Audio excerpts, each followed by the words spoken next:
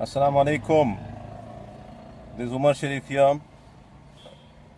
I don't see people coming with the likes yet. Anyways, today's topic being what's the hue and cry about talaq? A lot of people are so inquisitive and people are debating over the media and trying to figure out that what talaq is all about. And many a times people have no idea, no clue about what they're talking about. That's the real problem. What's the problem? People have not really, first identified what the problem is. And just because they have no clue about what they're talking about and they haven't realized what the problem is, so undoubtedly they will not come out with a solution as well. So it's all in the, in the air, just in their claims, confused, and they really don't know what they're speaking about. So I want to just try and ponder over few aspects of this. Talaq is an Arabic word. If you say talaq, if you're finding a word to translate it in English, it would mean divorce. Simple, as simple as it. So divorce, is it permissible or not? If somebody is asking this question, is divorce okay or not? Don't you think it is something crazy, senseless? So divorce is okay, just like how you say nikah. If you say, is nikah halal, is nikah okay or not? Should anyone get into the aspect of nikah? If I say, people would say, if I translate the word nikah, what does it mean? It means marriage. So marriage is okay. So what's wrong with that? Similarly, if you say talaq, is it okay or not? Talaq is okay. Divorce is okay. What's wrong with it? So then they would say, no, we have no problem with the word talaq, but we have a problem with the way the talaq is given. So if you ask them further, how is it given? Let us know how talaq is given. They will say, no, you people give talaq so instantaneously, so spontaneously, and just give it within no time. At a jiffy, you just make it like talaq, talaq, talaq, and a person is divorced. Is that how it is given? Can anybody be divorced in a fashion just by saying that talaq, talaq, talaq, and the wife is divorced? No, it doesn't happen that way. Even among the people who are having difference of opinions among the scholars, it doesn't happen by pronouncing thrice talaq, talaq, talaq. It doesn't happen like that. It has got its own system in place. If somebody says talaq once or twice or thrice or 100 times, for the talaq to materialize, for the person to get out of the wedlock, it takes 3 months of menstrual cycle period. 3 months of 3 cycles of the menstrual period. Until then, the talaq is not materialized. If somebody gives talaq, say for instance, he's got a problem with his wife and he tried to patch her, but it didn't work, and he gives talaq, and he mentioned talaq thrice or whatever, it takes 3 months of time for the talaq to get materialized. If in between the husband and wife want to patch up, then the talaq is void. The talaq did not take place. And what's the problem with this? What's the problem? I don't see the problem. Most of them, they don't see what the problem is, and they don't identify the solution thereby. So when you don't know what the problem is, how can you identify a solution for the problem? Now the differences of opinions among the scholars is that if a person gives talaq for 3 consecutive months, the period goes, and after that, they both are separated, they are no more husband and wife, and if they want to get married, can they remarry? So according to some scholars, they can marry. They can marry, again they can get into the marriage contract, they can get married. According to some scholars, if somebody gives talaq at once, the 3 talaq meaning thrice, meaning the 3 talaq would mean a person gets married to a person thrice and then gets divorced to him thrice, then a person cannot get married to that person. So that's what it is. If a man gets married to a lady and he divorces her, then again he wants to marry, then again he gets divorced to her, and again he marries, again he divorces. Thrice, if he does that, he cannot remarry unless she marries someone else, then gets divorced, and then she marries this man. This is what it is. So some scholars have got different opinions. Some say yes and some say no. Apart from that, if you look at the aspect of talaq itself, it's so very clear. It has got its own system in place. You have to go to the qadi. You can pronounce. You can mention people. You can mention it to people, saying that yes, I have given talaq to the person. So it has to be based on evidences and witnesses. So everything is in place. So what's the problem?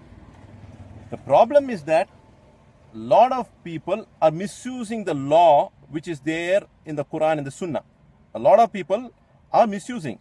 So those people who are misusing, they have to be controlled. They have to be controlled.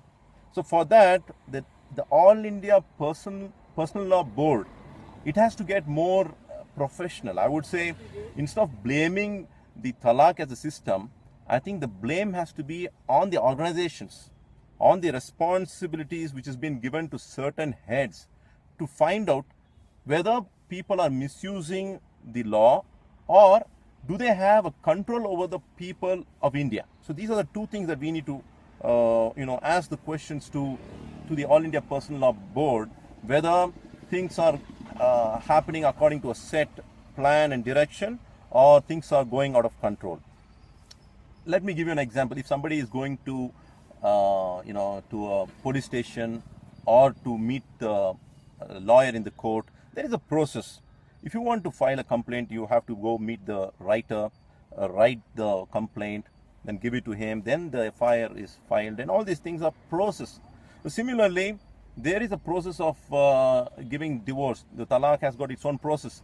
Now what is missing is, in most of the places, the process is not being managed. So because the process is not being managed, the uneducated and the illiterate people, they do a lot of mistakes, thereby the family is at it's in a very bad state. So that is a possibility, but talaq in itself is not a problem. Now let me tell you something. What bothers me is that the media is so much worried about the Muslim women, the welfare of the Muslim women. They must understand that Islam has given due rights to the Muslim women, and Islam has given clear injunctions to ensure the safety and security of a woman. If you see the way the women are asked to dress up, to guard their modesty, that they, whenever they're going out of their homes or they're going to public places, they have to ensure that they cover themselves well, so that they don't get molested. That's what the Quran is saying. And if anybody wants to take an objection, saying that, how can you say that? This is what the Quran is saying. The purpose of a lady covering herself well and walking in public place is to make herself known as a believer and to get away from getting molested by the evil people in the roadsides. It's so very true. And then when a woman is going out, to a place where she's going to a place in a journey which involves a night journey, she has to travel with a mahram. Mahram means her own close relatives. It has to be her husband, or it has to be her father or son or close relatives. She cannot just travel just alone. And the woman has got, in Islam, she's got rights for property. She's got a share. She's got freedom for education. A lot of things are there. But the people in the media, they are like projecting as though women in Islam, they are not given the rights. That's totally mistaken. Islam gives due rights to men and due rights to women. There is complete justice in Islam. Now if you see, the people who are worried about the talaq issue, they're saying that the Muslim women are deprived of rights. I want to ask them a question. In India, live-in relationship is considered as a permissible way of life. Live-in relationship. What happens in a live-in relationship? A person need not get married to a woman. A man need not get married to a woman. Both of them can live together and they can part away whenever they want.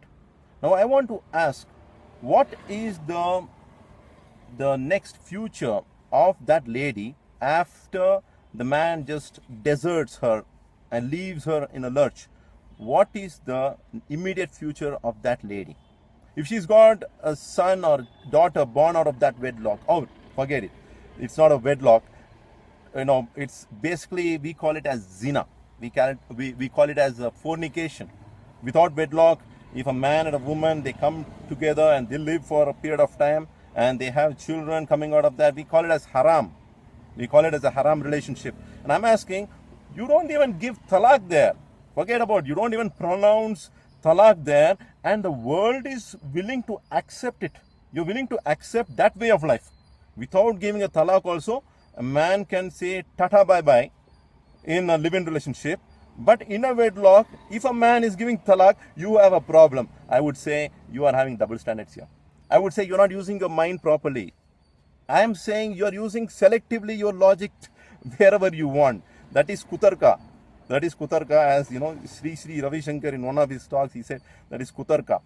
Don't do kutarka, just do tarka. So in that way, I say the people have lost their senses. And they would say, what is the maintenance? What is the alimony that Islam considers in giving a woman when she gets divorced? You don't have maintenance and all this stuff. Who said there's no maintenance? When a person is getting married, he has to give mahar, he has to give dower gift to the lady, to the bride, before he gets married. And that is a condition. Unless he gives the dower gift, that is mahar, marriage is not considered as marriage. He has to give something for which she is approving. She has to give her consent. Without consent, the marriage is void. You understand? And mahar is so very important that the lady, she demands what she wants. And once that dower gift is given, that's when the marriage happens. So the money which is given to her, at the time of divorce, it goes to her only. And that becomes her maintenance. And apart from that, there is the maintenance charges for a man to meet when he's divorcing a lady who is carrying a child.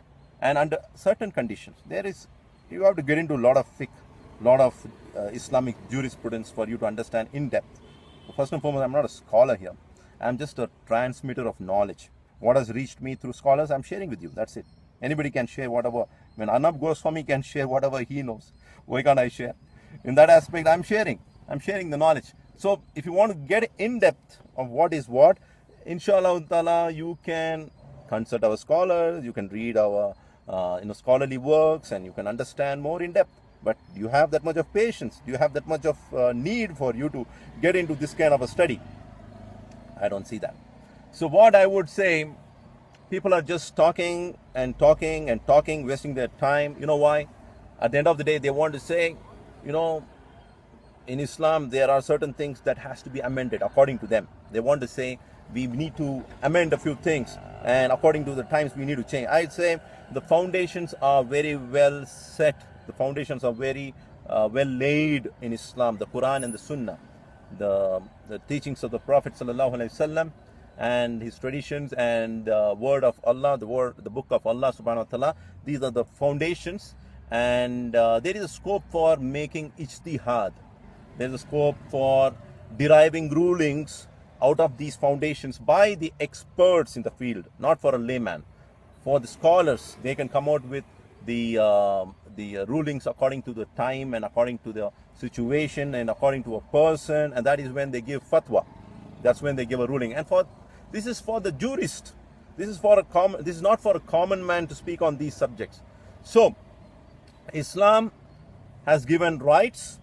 Islam has done justice, and people are engaging in this topic just to make a point, to say that you need to make an amendment in your religion, in your way of life, in your books. Thereby they want to say that they are better off. They want to say that they are more modern in their approach. Let me tell you how modern Islam was and Islam is. At a time when in India, women were burnt, they were put into the fire. They were not given a possibility to marry someone after their husbands die. At that point in time, when the Muslims were showing their culture in India, people got so very attracted to Islam. They came to know that the women need not be put into the fire like how the Sati system was. Women need not go into that kind of torture or that kind of an end. In the name of religion, they have been put into fire and they're killed. Even recently, just recently, if you happen to see, about 2-3 years ago in Jaipur, a lady was put into sati system and she died. Now, I'm just questioning, I'm just reasoning. In the times when, India, you found the glorious age, the glorious era. At the time of the Mughal Empire, you would say that Akbar's time was the glorious, the golden era, you say. So at that point in time, the Muslims, they came to India, they showed their culture, and people really loved the way they lived, and they loved their biryanis, and they loved their culture, and they embraced Islam. That's how Islam spread. Islam was modern then, and Islam is modern now, and Islam will remain modern forever, inshallah ta'ala. So don't worry about that. These are all political gimmicks that people are wanting to play, and to win their own ulterior ends. And what we can do is we can start using this as an opportunity, share this knowledge with all of them, just question them. What do you find is wrong with the talaq? What is wrong with the talaq? Do you say divorce is haram? Do you say divorce has to be forbidden? Do you say that divorce is not to be done? Islam does not immediately give permission for anybody to give divorce just like that. There's a teaching of the Prophet ﷺ. The Prophet ﷺ said in the Sahih Muslim, there's a hadith. The Prophet said, just like how we all have an assembly to discuss, Shaitan has got an assembly to discuss with the shayateen, the devils. The devils have got their own plans to meet, and they have meetings every day under the ocean bed. They go there and they have a discussion there. And they discuss, today what did you do? So one of the shayateen gets up, one of the devils get up and say, like, today I made that man kill the other man. The other shaitan says, okay, sit down. Is there anyone who has done something better? The other one says, yes, I've done something bigger. I made someone rob this, and I made someone betray, and all these things will be discussed. The big shaitan is not impressed with this.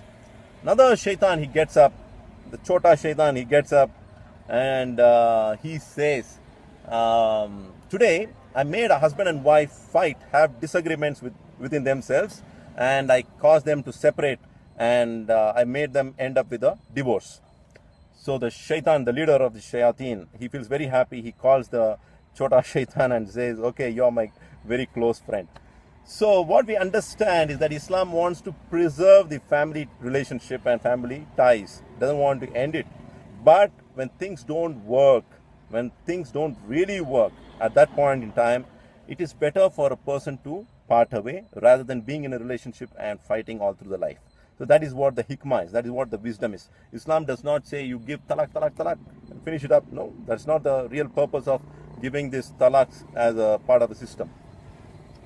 So these are all my thoughts which I have learned over a period of time. If in case you have some points to make, I would like to answer your queries, and you can also interact over these comments. I'm also looking here. Today I was just driving, I didn't find a place, so I just stopped my car. Mashallah, I'm able to interact with you all. This is how technology works, mashallah. I think we all have to exercise your strengths to the maximum and try to reach out the masses to whatever technology, whatever means you can, and try to make an impact. When Allah has given you the ability and something, as He has given you the strengths, why don't you make use of that? So I would encourage all of you, my dear brothers, to speak in your own language, whatever language you can speak in, reach the masses through Facebook Live or through WhatsApp, Twitter, and write articles or whatever it is. Talk to them, reason with them, and try to find out what they have in their mind. Do they have any sense at all? Just question them and see them perplexed and puzzled when they have no answer for your questions. And that is sufficient, my dear brothers and sisters. So if you have anything to go on with, inshallah, let's meet soon. Inshallah, tomorrow I'll be coming again with another topic. Stay tuned. I would like to hear all your comments, and thanks for all your encouragement. Thank you. Assalamu alaikum wa rahmatullahi wa barakatuh.